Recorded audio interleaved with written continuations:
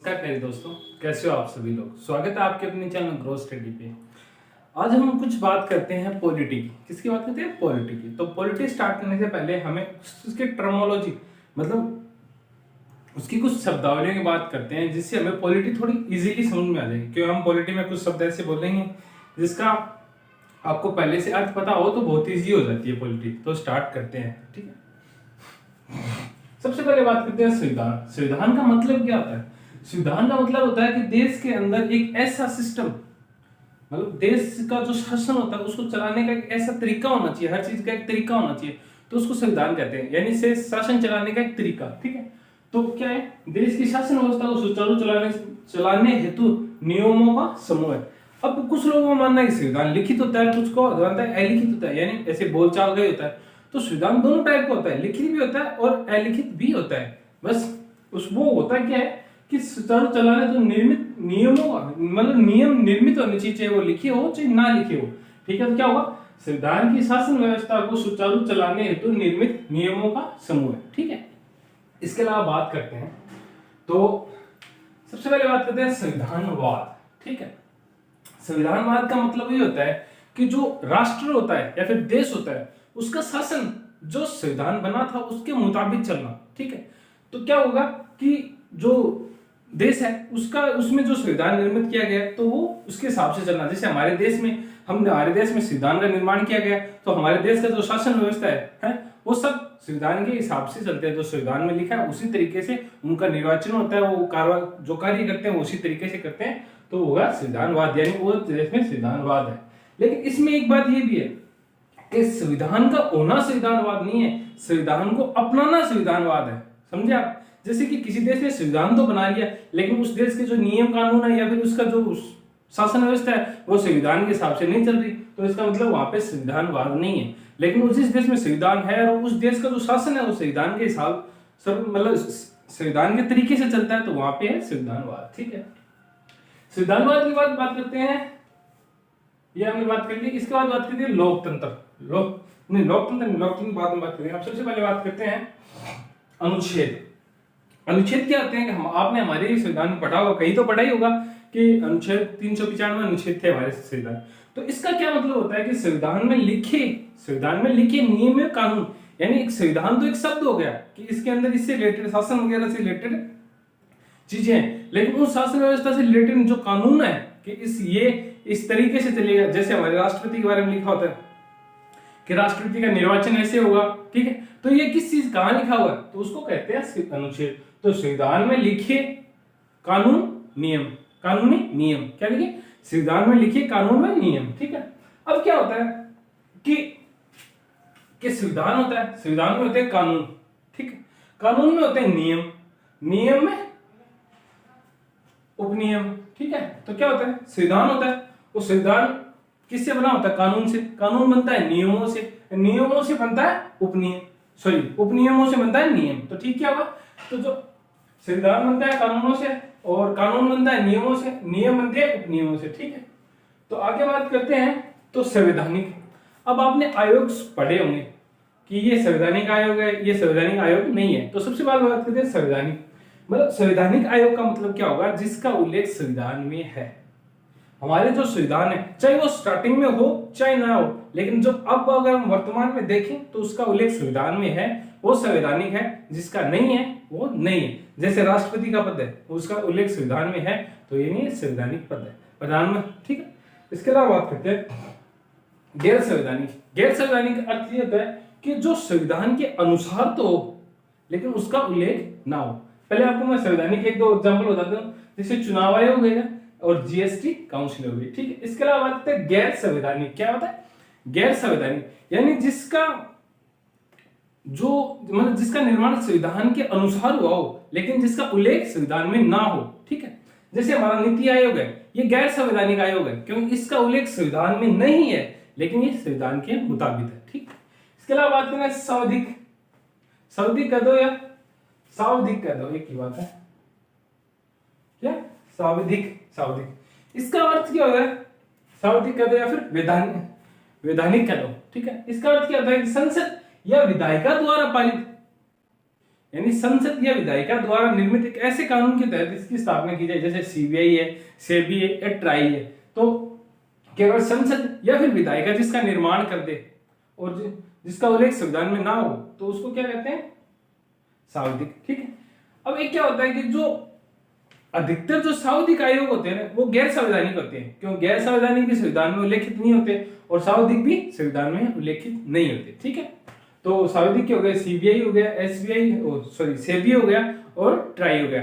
ठीक है, इसके अलावा बात करते हैं असंवैधानिक। असंवैधानिक का तो आप सीधा सा मतलब समझिए जो संविधान के विरुद्ध हो। ठीक है, जो संविधान के विरुद्ध हो। ठीक है, इसके बाद बात करते हैं, एक शब्द आता है राज्य।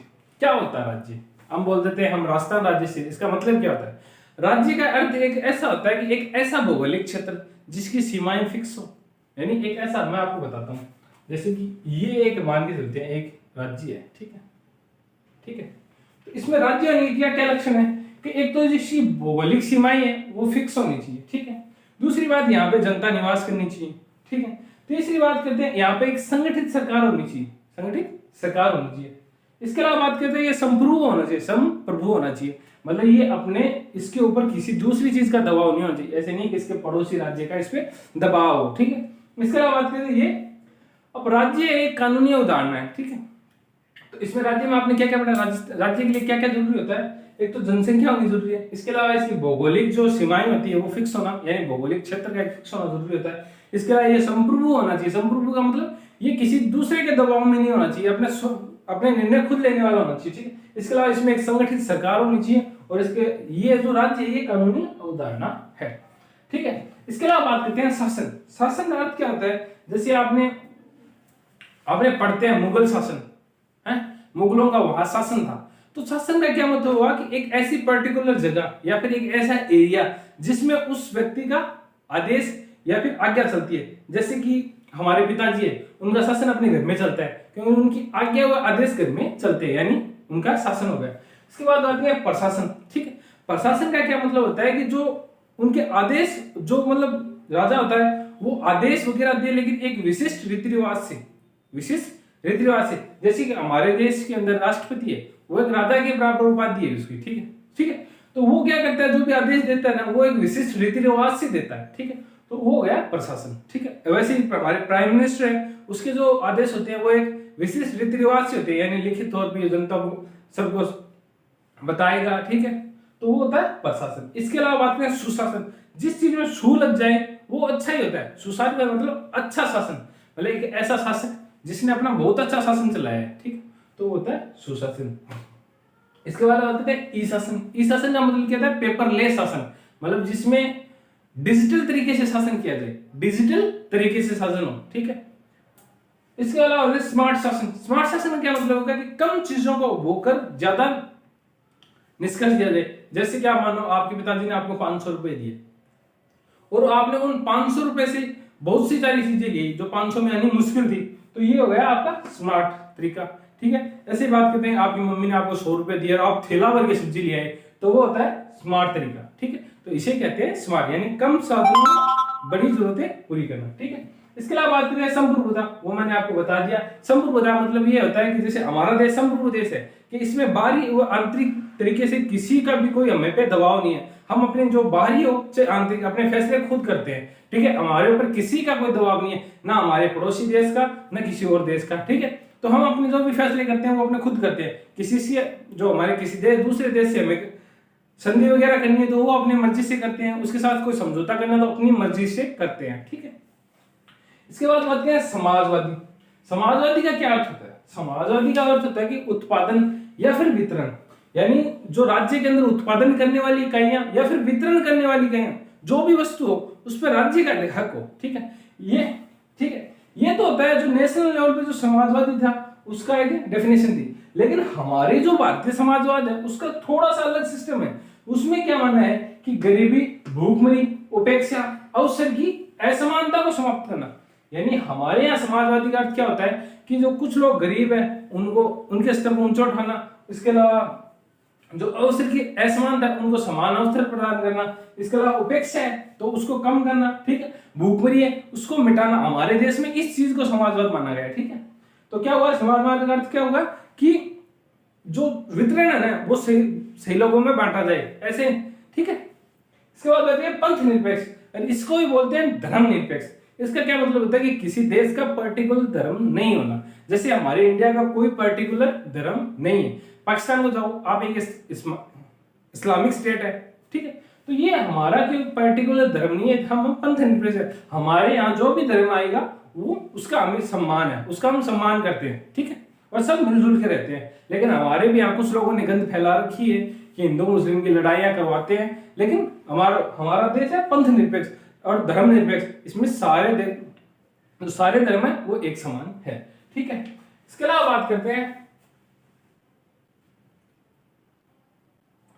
लोकतंत्र की। लोकतंत्र, अब लोकतंत्र का क्या मतलब होता है कि अब एक वो क्या कहते हैं, राजनीतिज्ञ हुए थे इब्राहिम लिंकन, उनका कहना था लोकतंत्र के मामले में, वो कहते थे कि जनता के लिए जनता द्वारा शासन, मतलब जनता द्वारा जनता के लिए शासन करना, वो था लोकतंत्र, ठीक है। लेकिन हमारे जो भीमराव अंबेडकर जी थे, उन्होंने इसकी डेफिनेशन में थोड़ा सा चेंज किया। उन्होंने क्या कहना है कि जनता के लिए, यानी जनता के लिए जनता द्वारा चुना गया शासक जिसमें सबकी सहभागिता, मतलब इनका कहना है कि एक ऐसे शासन का चुनना जो जनता द्वारा ही चुने और सारी जनता मिलके चुने उसको, ठीक है, यानी हर जो वर्ग है उसका इसमें सहयोग हो, ठीक है, वो होता है लोकतंत्र, ठीक है। अब क्या होता है कि जहां पे लोकतंत्र होगा ना वहां पे संविधान एकदम पक्का होगा, लेकिन जहां पे संविधान हो वहां पे लोकतंत्र हो ये जरूरी नहीं। और वो होती है डेफिनेशन गणतंत्र की, मतलब जिस लोकतंत्र में संविधान होगा, पर संविधान जहां पे हो वहां पे लोकतंत्र भी हो ये जरूरी नहीं है, ठीक है। तो हम क्या है लोकतंत्र। अब लोकतंत्र भी दो तरह के होते हैं, एक तो प्रत्यक्ष होता है और एक अप्रत्यक्ष होता है। प्रत्यक्ष क्या होता है? प्रत्यक्ष का मतलब जिसको जनता द्वारा चुना जाता है, जैसे हमारे एमएलए होता है, सरपंच का होता है, ठीक है, सांसद का होता है, ये सब क्या होते हैं हम अपने प्रत्यक्ष तरीके से हम प्रत्यक्ष मत दे के चुनते हैं। लेकिन अप्रत्यक्ष का क्या मतलब, जैसे हमारे राष्ट्रपति का चुनाव होता है वो अप्रत्यक्ष तरीके से होता है, पीएम का चुनाव होता है अप्रत्यक्ष तरीके से होता है, तो वो होता है अप्रत्यक्ष लोकतंत्र के अंदर आता है, ठीक है। इसके अलावा बात करते हैं अधिकार। अधिकार को क्या मतलब होता है? हक। अधिकार का मतलब होता है हक, अपना हक, जैसे मेरा किसी चीज पे हक है तो वो मेरा अधिकार के अंदर, ठीक है। तो पहले बात करते हैं अधिकार में। अधिकार का मतलब क्या होता है कि एक ऐसी चीज जिसको मान्यता कानून भी दे, समाज भी दे और जिससे विकास भी हो, मतलब एक ऐसा दावा, मैंने एक ऐसा दावा किया जो कानूनी तरीके से भी सही हो, ठीक है, जिससे मेरा विकास भी हो और समाज भी मुझे उस चीज की आज्ञा दे, वो होता है अधिकार। क्या होता है? वो होता है अधिकार, ठीक है। तो अधिकार से क्या मतलब समझे? तो अधिकार में मैं आपको बताता हूं, जैसे क्या बताऊं आपको, जीने का अधिकार हो गया, ये मेरा अधिकार है, ठीक है, इसको समाज भी मानेगा, कानून भी मानेगा और मैं लॉन्ग टाइम जीऊंगा जिससे मेरा विकास भी होगा, ठीक है। तो ये होगा अधिकार, ठीक है। अधिकार बहुत से प्रकार के होते हैं, तो उसमें बात करते हैं सबसे पहले मूल अधिकार की। मूल अधिकार वो होता है कि किसी देश के संविधान द्वारा उसे मान्यता दी गई हो, ठीक है। मूल अधिकार जैसे हमारे देश के भाग 3 के अंदर जिस संविधान को जिस अधिकार को लिखा है वो होते हैं मूल अधिकार। क्या होते हैं? मूल अधिकार। मूल अधिकार वो होते हैं जिसका संविधान में उल्लेख, संविधान के भाग 3 में उल्लेख है, वो होते हैं मूल अधिकार, ठीक है। इसके अलावा होता है संवैधानिक अधिकार। संवैधानिक अधिकार वो होते हैं जिसका उल्लेख संविधान में कहीं भी हो पर संविधान में होना चाहिए, जैसे हमारा आरटीआई है, ठीक है। इसके अलावा बात करते हैं तो हमारा संपत्ति का अधिकार है, ठीक है, ठीक है। तो ये मूल अधिकार में तो नहीं है संपत्ति का अधिकार, लेकिन यहाँ पे है, ठीक है। तो ये होगा हमारा संवैधानिक अधिकार। तो सारे मूल अधिकार है ना वो सारे संवैधानिक अधिकार है, ठीक है। जो भी मूल अधिकार है ना वो सारे संवैधानिक अधिकार है, लेकिन जो सारे संवैधानिक अधिकार है ना वो मूल अधिकार हो ये जरूरी नहीं है, ठीक है। इसके अलावा बात करें कानूनी अधिकार। कानूनी अधिकार में क्या होता है कि जो जिसकी आज्ञा हमें कानून दे, जिसकी आज्ञा हमें कानून दे, जैसे आरटीआई, राइट टू इंफॉर्मेशन, ठीक है। तो ये हमारा कानूनी अधिकार है, ठीक है। इसके अलावा बात करें नागरिक अधिकार। नागरिक अधिकार का मतलब ये होता है कि किसी देश का जो पर्टिकुलर उस देश में रहने वाला होता है और उसके पास ये प्रमाण पत्र हो कि ये इस देश का रहने वाला ही है, तो उसको जो अधिकार मिलते हैं उसके देश के द्वारा वो होते हैं नागरिक अधिकार। जैसे हमारे देश के लोगों को जो अधिकार मिले हैं वो होते हैं नागरिक अधिकार। क्योंकि उनके पास हमारे देश की सदस्यता है, इसलिए उनको जो अधिकार मिलेंगे वो होंगे नागरिक अधिकार। इसके अलावा बात करते हैं मानवाधिकार। मानवाधिकार का मतलब है कि पूरे विश्व में इंसान कहीं का भी हो, उसके जो अधिकार होते हैं वो मानवाधिकार होते हैं। अब इन दोनों में क्या फर्क है? जैसे हमारे यहाँ एक अधिकार है समान अवसर का अधिकार, मतलब जो गवर्नमेंट जॉब आएगी उसमें सबको समान अधिकार है, ठीक है, ठीक है। तो इसमें यह थोड़ी होगा कोई अमेरिका का पर्सन आएगा वो भी अप्लाई कर देगा, तो उसको तो ये अधिकार है ही नहीं। तो नागरिक अधिकार वो होता है जो किसी देश के द्वारा दिए जाए, और मानवाधिकार वो होता है जो इसका आधारभूत अधिकार हो, मतलब उसका जरूरी अधिकार हो, उससे कोई छीन नहीं सके, ठीक है।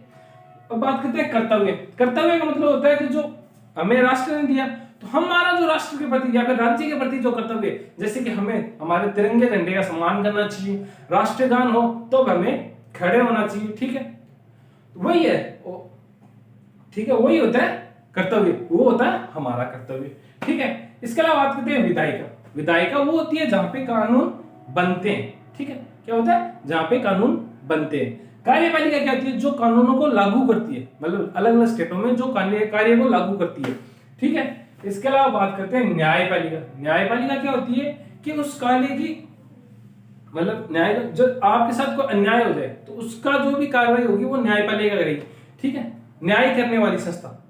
आपके साथ कोई गलत काम हो गया तो आप कहां जाओगे? आप न्यायपालिका में जाओगे, जो आपके साथ करेगी न्याय, ठीक है। तो होती है न्यायपालिका, जो आपके, अगर आप सही हो तो आपको निर्दोष करेगी, अगर आप गलत हो तो आपको सजा देगी, वो होती है न्यायपालिका। अब होता है न्यायिक पुनरावलोकन। न्यायिक पुनरावलोकन है कि किसी जो टॉपिक था, कोई भी टॉपिक था, उसकी संवैधानिकता जांच करना, यानी यह संविधान के मुताबिक है या नहीं। एक मिनट पानी पी लूंगा थोड़ा सा।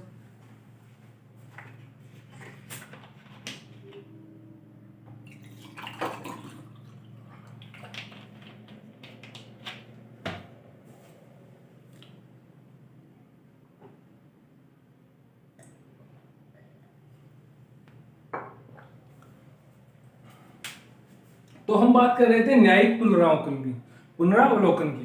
तो इसमें क्या होता है कि जो टॉपिक है या फिर जो कार्य, उसकी संवैधानिकता की जांच करना कि ये संविधान के मुताबिक है या नहीं, या फिर संविधान के विरुद्ध है, ठीक। इसके बाद होती है समानता। समानता का क्या मतलब होता है कि सब में समान करना, ठीक है। अब क्या होता है कि कोई चीज आई, उसको सब में समान तरीके से बांट दिया, तो वो होती है समानता। इसमें यह नहीं देखा गया कि ये अमीर है या गरीब है, सबको एक तरीके से बांट दिया, वो होती है समानता। एक होती है समता। ये होती है कि जिसको जितना जरूरत है उस हिसाब से देना, यानी जो गरीब है उसको थोड़ा ज्यादा देना, जो अमीर है उसको कम देना, वो होती है क्षमता। तो समानता क्या होती है? सबको एक समान तरीके से बांटना। और क्षमता क्या होती है? कि सबको आवश्यकता अनुसार बांटना, ठीक है।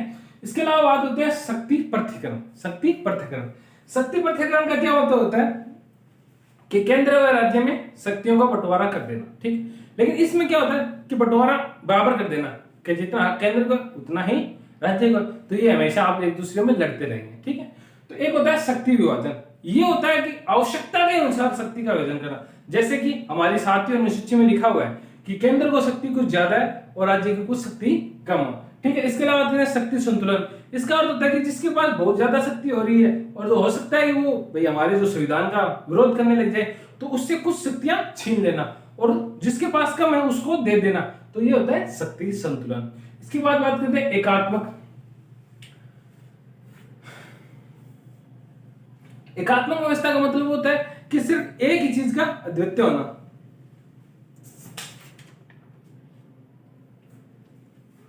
सॉरी, एक मिनट। एकात्मक का क्या मतलब होता है? जैसे हमारे केंद्र सरकार और राज्य सरकार होती है, तो एकात्मक में क्या होगा? सिर्फ केंद्र सरकार की चलेगी, सिर्फ और सिर्फ केंद्र सरकार की चलेगी, राज्य सरकार इसमें कुछ नहीं कर सकती। लेकिन संघात्मक क्या होता है कि जिसमें संघात्मक क्या होता है कि केंद्र सरकार और राज्य सरकार दोनों अपने अपने क्षेत्र में स्वतंत्र हो, अपने अपने क्षेत्र में स्वतंत्र हो, ठीक है। तो ये क्या हुआ हमारे 7वीं अनुसूची में, जो के राज्य जो विषय केंद्र को दिए गए उसमें केंद्र बनाए, और जिसको जो विषय राज्य को दिए गए उस पर कानून राज्य बनाए, तो वो होता है संघात्मक। इसके अलावा बात करते हैं फेडरेशन। फेडरेशन का क्या अर्थ होता है कि कोई राज्य था, जैसे हमारा जो सरदार वल्लभ भाई पटेल ने एकीकरण किया था, तो उसमें क्या हुआ कि अब एकीकरण कर दिया, अब बाई चांस कोई पुराना जो राजा का वंशज था वो जाग उठे और वो बोल दे कि मैं तो मेरा अलग देश बनाऊंगा, तो फेडरेशन में उसको ये पावर होती है, वो चाहे तो अलग हो सकता है, ठीक है। फेडरेशन में क्या होता है कि उसको ये पावर होती है कि वो चाहे तो अलग हो सकता है, ठीक है। एक होता है यूनियन। यूनियन का मतलब होता है कि वो आ तो सकता है पर बाहर जा नहीं सकता। फेडरेशन का क्या मतलब कि मेहमान घर आया और चला गया, वो जब चाहे जा सकते हैं, यानी मेहमान घर पे जब आए, उसकी इच्छा हुई तब आ गया और उसकी इच्छा हुई तब चला गया। लेकिन यूनियन में क्या हुआ कि मेहमान घर तो आ गया लेकिन घर से बाहर नहीं जा सकता, ठीक, नहीं जा सकता। तो वो होती है यूनियन, यानी इसमें राज्य आ तो सकते हैं पर राज्य जा नहीं सकते, मतलब इसको छोड़ नहीं सकते। एक होती है सहयोगी संघवाद। सहयोगी संघवाद का क्या मतलब होता है कि राज्य और केंद्र दोनों एक दूसरे के पूरक होकर कार्य करें, मतलब क्या, दोनों अलग अलग कार्य ना करें, दोनों एक होकर कार्य करें, ठीक है। एक होता है गणतंत्र। अब आपको मैंने अभी लोकतंत्र के बारे में बताया था कि लोकतंत्र में जो शासक होता है वो बहुमत द्वारा चुना जाता है, लेकिन गणतंत्र में बहुमत की कोई जरूरत नहीं होती। लोकतंत्र में क्या होता है कि जो शासक होता है उसको चुना जाता है, गणतंत्र में जरूरी नहीं उसको चुना जाए, वो वंशानुगत भी हो सकता है, ठीक है। लेकिन जहां पे लोकतंत्र होगा वहां पे संविधान होगा और गणतंत्र होगा ये जरूरी नहीं है वहां पे संविधान हो, ठीक। तो ये हो गए हमारे इसकी शब्दावली, ठीक है।